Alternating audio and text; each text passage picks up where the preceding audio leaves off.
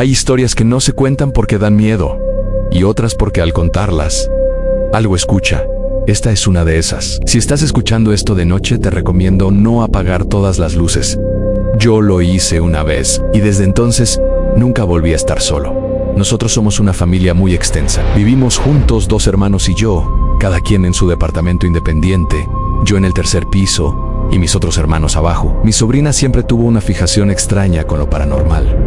No era simple curiosidad infantil, ni tampoco morbo. Desde que era una adolescente, coleccionaba libros viejos, cuadernos escritos a mano y hojas con símbolos que copiaba de internet o de textos que nunca supe de dónde sacaba. Le fascinaban los demonios, los pactos, las invocaciones. Siempre decía que el mundo normal le quedaba chico.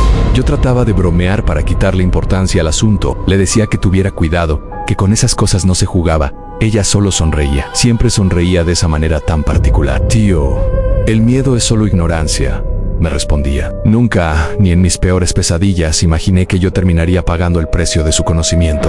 Todo empezó de forma muy sutil. Velas que aparecían encendidas sin explicación alguna. Olores extraños en la casa, como a humedad vieja mezclada con algo metálico, como sangre seca. Ruidos en la madrugada, golpecitos en las paredes, rasguños en las puertas. Escuchaba como si me hablaran y no había nadie. Al principio yo pensaba que eran mis nervios, que el estrés me estaba jugando una mala pasada, hasta que comenzaron las pesadillas. Casi todas las noches soñaba con una figura sentada al borde de mi cama. No hablaba, no se movía, solo estaba ahí, observándome en la oscuridad. Despertaba empapado en sudor, con la certeza absoluta de que el sueño no había terminado del todo, que esa presencia seguía ahí, aunque ya no pudiera verla. Mi sobrina también cambió. Dejó de ser la misma chica alegre y extrovertida. Se volvió irritable, distante. Pasaba los días durmiendo y las noches en vela, encerrada en su habitación. A veces, si pasaba por su puerta, cuando bajaba a visitar a mi hermano. Una ocasión llegué a escuchar que murmuraba palabras en un idioma que no entendía, frases guturales que no parecían humanas. No quise preguntar qué era, no quise saber. Y ese, creo yo, fue mi mayor error. La ignorancia, y no solo mía, también de sus padres. Yo le dije a mi hermano que cuidara a su hija de lo que estaba haciendo. Pero como era de esperar, mi hermano no hizo mucho caso, ya que les gustaba ver películas de terror y todo lo paranormal, así que para su hija era normal que ella viera libros de todo eso. Cuando cruzó la línea, lo supe después, juntando fragmentos por frases sueltas que se le escapaban cuando estaba demasiado cansada para fingir. Había invocado algo, no un espíritu cualquiera, no un guía de esos que anuncian en libros de autoayuda. Era mucho más aterrador. Eso era un demonio. Le pidió protección, poder que nadie nunca más pudiera hacerle daño. Y el ente, por supuesto, le pidió algo a cambio, un alma cercana a alguien de su sangre. Y ese fue a mí.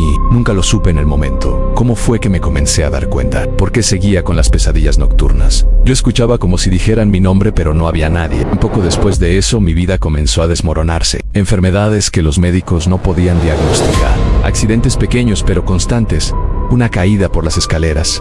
Un corte profundo mientras cocinaba. Un casi atropello al cruzar la calle. Yo me preguntaba cómo un día para otro me podían pasar tantas cosas. Y siempre, la sensación permanente de ser observado. Incluso en mi propia casa, a veces despertaba con marcas en los brazos, arañazos largos y delgados, moretones con forma de dedos.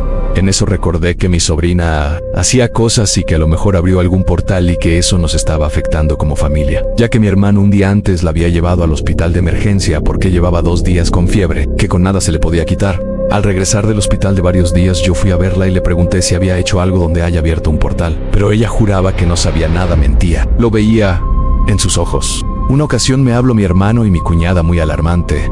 Mi otro hermano y yo fuimos a ver qué sucedía y mi sobrina estaba convulsionando. Cuando por fin se le pasó, ella tenía una mirada muy extraña y mi cuñada le vio unos rasguños en su espalda. Entonces ese mismo día, no pude más. La enfrenté, le exigí que me dijera qué había hecho. Esperaba que llorara, que lo negara, que me llamara loco, pero no hizo nada de eso. Simplemente me miró fijamente, con una frialdad que me heló la sangre, y dijo: no te iba a pasar nada. Pero no me dijo más. Yo me comencé a alterar y le exigí que nos dijera qué había hecho. Mi hermano trató de controlarme y que al otro día regresara para poder hablar más tranquilos y que llamarían a una bruja de confianza para que pudieran limpiar a mi sobrina y ver que todo estuviera bien, que seguramente había dicho eso porque estaba enferma. Sentí un frío que no era de este mundo recorrer mi espalda. Llegó el fin de semana Y por fin vinieron estas personas que se dedicaban a todo esto de la brujería, a hacer limpias y todo eso. Ellos comenzaron a limpiar a mi sobrina, pero cuando empezaron a hacerlo, inmediatamente empezó a ponerse mal y querer convulsionar. Enseguida uno de los brujos nos gritó que la tomáramos de sus brazos y piernas, que eso no era una convulsión, sino una posesión demoníaca, pero eso que vivimos ese día fue algo que nunca podré explicar. Cuando comenzó a hablar, se volvió más grave, más profunda, como si otra persona hablara a través de ella. A él, yo me quedé helado cuando me miró y me señaló. El brujo le preguntó en qué quieres de él. Ella me prometió su alma y no los dejaré en paz sin que me cumplan lo que me prometieron. Tenía una fuerza que no podíamos explicar, no podíamos someterla. El brujo trató de negociar y le preguntó que le podían hacer 7 misas negras, pero que dejara en paz a mi sobrina. Pero como era de suponerse, no aceptó. Este ente lo volvió a advertir. No me iré hasta que me den lo que ella me prometió. El brujo le comenzó a aventar diferentes tipos de cosas y agua bendita, hasta que por fin regresó mi sobrina en sí. Mi sobrina nunca cumplió su parte del trato. No porque se arrepintiera, no por amor a mí, sino porque el miedo la superó. El terror a lo que había desatado fue más fuerte que su ambición. Y eso, amigos, fue mucho peor, porque el demonio no se fue. Simplemente se quedó. La casa se convirtió en un lugar maldito. Las luces parpadeaban sin cesar. Los espejos se empañaban solos, como si alguien hubiera exhalado sobre ellos. Las sombras se movían en contra de toda lógica, alargándose y retorciéndose en la periferia de mi visión. Escuchaba pasos detrás de mí constantemente, respiraciones en mi oído cuando estaba solo, y siempre la sensación de que alguien estaba en la habitación, esperando algo con una paciencia infinita. Y entonces, mi sobrina empezó a cambiar de verdad. Empezó a hablar con otra voz, una voz rasposa, antigua. Decía cosas que ella no podía saber. Nombres de personas muertas hace siglos, fechas de eventos terribles. Una madrugada la encontré sentada en el suelo del pasillo, rodeada de los mismos símbolos que había dibujado en su cuarto. Sus ojos estaban completamente negros. Sin iris, sin pupila, me miró y sonrió. Una sonrisa que no era suya. Ahora no eres solo tú, dijo con esa voz infernal. Somos los dos. Intentamos huir, tratamos de vender la casa, pero por algún detalle nunca se pudo vender. Trajimos demasiados brujos para que nos ayudaran, pero todos nos decían lo mismo, que no había solución. Ya sea porque los atacaban cuando comenzaban a hacer las limpias o algo atentaba contra los brujos que preferían ya no regresar. Nada funcionó. Estaba atada a nosotros. Mi sobrina casi ya no duerme.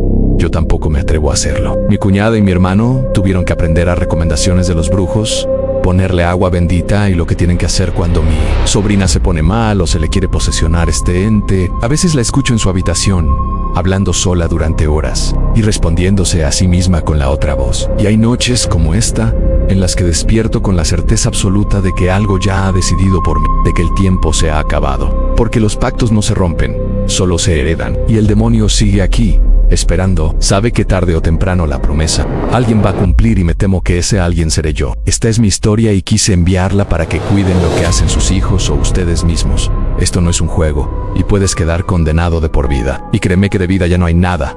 No disfrutas, no eres feliz, porque todo el tiempo estás viendo esas cosas horrorosas que te perturban y no te dejan en paz, ni siquiera en tus sueños.